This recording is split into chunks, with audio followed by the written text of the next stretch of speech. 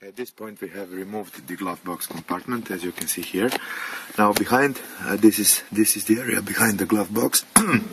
There is plenty of extra space available, so I think I am going to put all the extra cabling within this region over here. So here also is an opening that is visible right here. Now through this opening it is possible to route the wires inside and all the way through here. So these are the wires that will be routed through here. First of them is the GPS antenna that you can see here. Then there is a power supply for the wireless camera. Then there is a signal for the reverse camera. This is also for reverse camera. I mistakenly said wireless camera. The remaining cables are for the USB ports, first and second one, the iPod port, the digital TV, and also for the front camera. So I'm just simply going to route them through this glove box.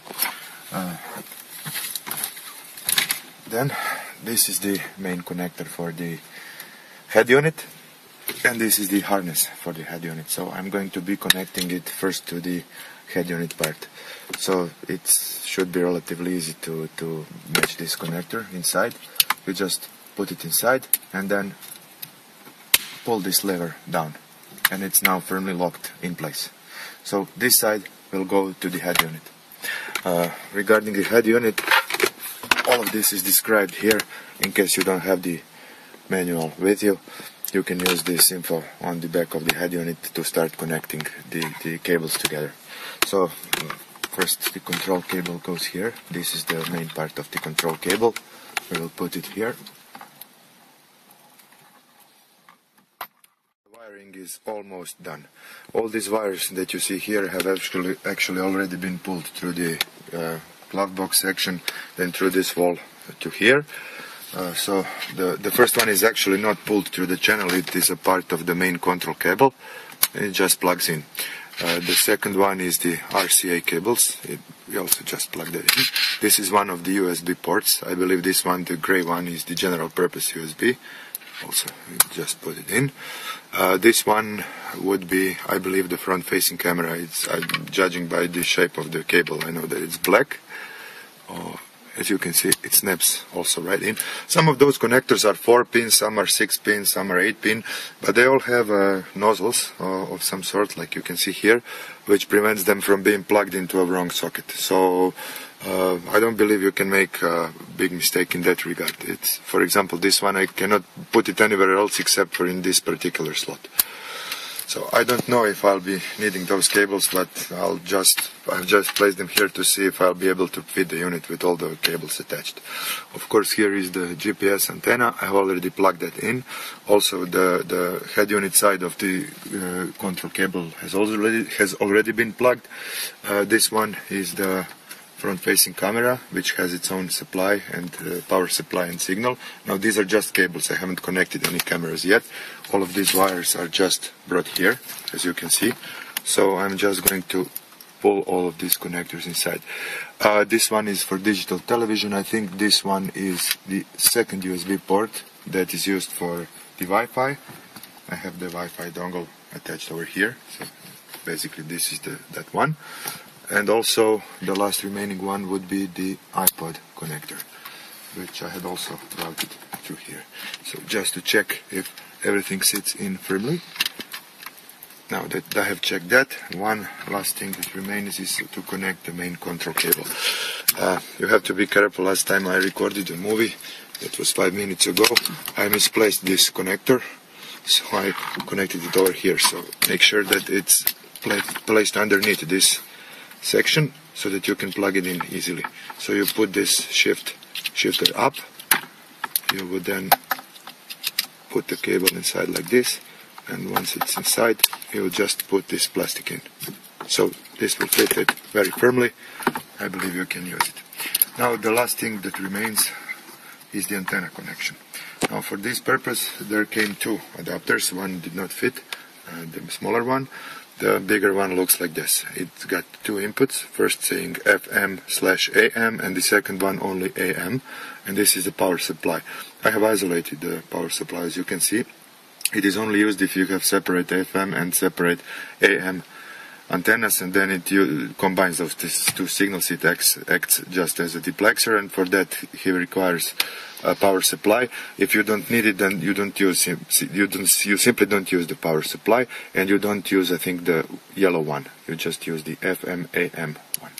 So this should connect pretty easy to the standard BMW connector, and the other part simply goes installed inside the head unit. Now that would complete the wiring.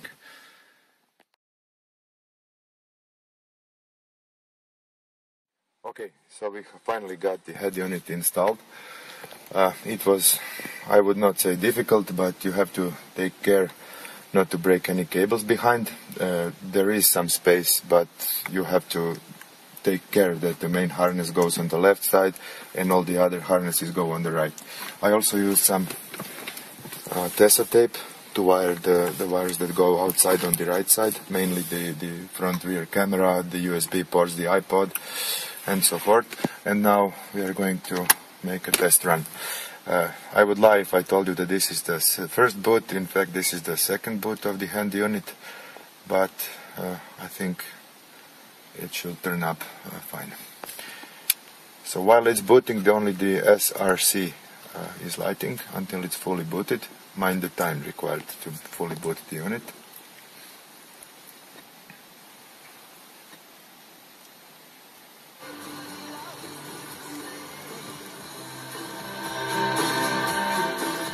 So the steering wheel controls, they seem to be working.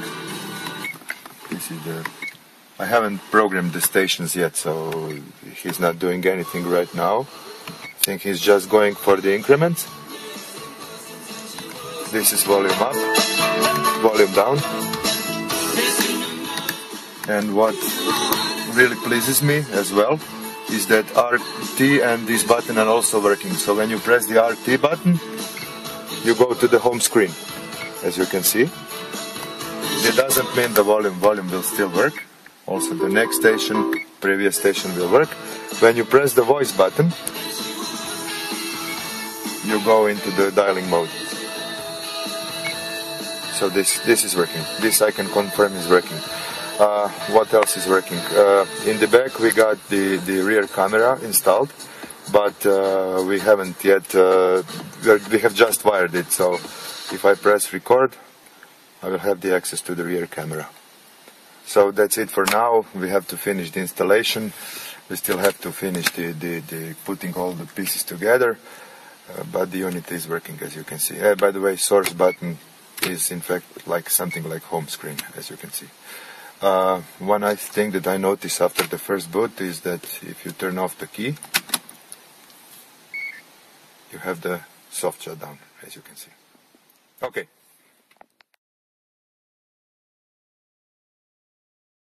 The head unit has been installed and tested to work, at least the primary functions. We returned this duct inside, and we also pressed the AC climate control inside. And right now we are going to put back the trims and screw the head unit. There are actually two screws holding it now. Okay, this is the front camera installation part. Right now we have just cleaned the glass with alcohol and sticked the camera to the front windshield glass using the adhesive that came with the camera. As you can see for yourself, it has some sort of control buttons here. I have not used them yet, so I don't know their purpose. There is also a small micro SD slot here. I think the camera is capable of autonomous recording of the drive, regardless of the head unit, but it can be controlled with the head unit. It comes with one simple harness that you can see here. It hasn't been completed yet, so it hasn't been completely tucked yet, to be more exact. So what we are going to do is to tuck those wires through here. We have removed this pillar cover, but it is not necessary to do. I was just curious what was beneath the pillar, but you do not need to do this for the installation. So we are going to tuck the wires here, and then through this, or here, inside, and to the glove box compartment. And that will be it. The other part is already connected via the harness which we have pulled previously from the head unit to the glove box compartment.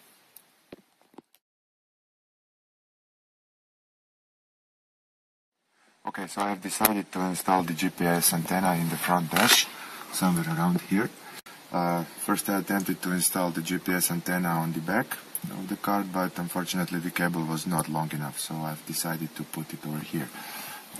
The back side of the antenna is actually magnetic, and it can be firmly fitted to the magnetic surfaces. However, since we have no such surfaces here in the dash, I have decided to go for a 3M tape, and I've cut out the 3M tape in such way that it should fit the surface behind the GPS antenna. So one part of the 3M tape will go somewhere around here, and the other part where there is no ducts for the air. In the middle there is no ducts, and the other part will go here. So hopefully when we connect this, it will fit firmly in the middle. Regarding the tucking of the wires, you can see over there where the wires will go. The tucking procedure for the GPS antenna. As you can see, the antenna was placed over there, and now we are routing the wires. It will go just like this. We are using the trim removal tools for this. Now the procedure is very similar for the front camera as well. Actually, from this point on, it goes through the very same place.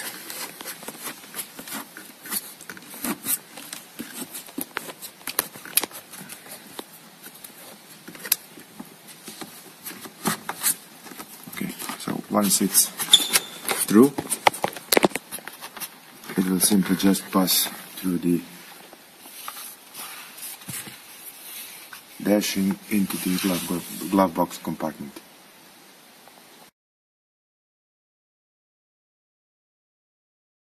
Okay, at this point we have GPS antenna installed, front camera installed. We have this harness that will partially go behind the glove box compartment and partially within the glove box compartment. Now, what goes within the glove box compartment are those three cables. One is for the wireless. I would like to have the possibility to exchange it with 3G dongle or something. Then this one is general purpose USB, and this one will be, of course, the iPod cable. So those three will pull through the glove box, and those go behind the glove box. I have used the Tesa tape provided with the head unit to, this is just to show you. So those two harnesses, those two wires are from the front camera and from the GPS. This one will be the wire that will be tucked through the door seals and to the trunk area. And those are the cables that are extra in length. So this one will go for the digital TV tuner. I'm actually planning to installing it somewhere inside this area. So what I've done is, after I've wrapped it around with the Tesa tape, I've just tucked the cables here. Also here, I won't be doing the digital TV tuner installation in this part of video. Perhaps next week I'll disassemble the car again to finish this work. This goes into the glove box as mentioned before. This is why it has separated. And this one, the rear camera, I'll begin with tucking it here, and then I'll just follow the procedure. It's the same for all. Just follow it, and all the way to the back seats.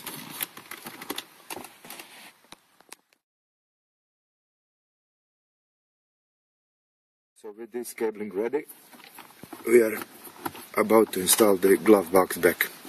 So how we are going to put those cables inside is that we are going to use this section over here. We are going to use the cables through here and then use this gap to put them through. Please don't forget to put those two harnesses back. One goes over here and the other one goes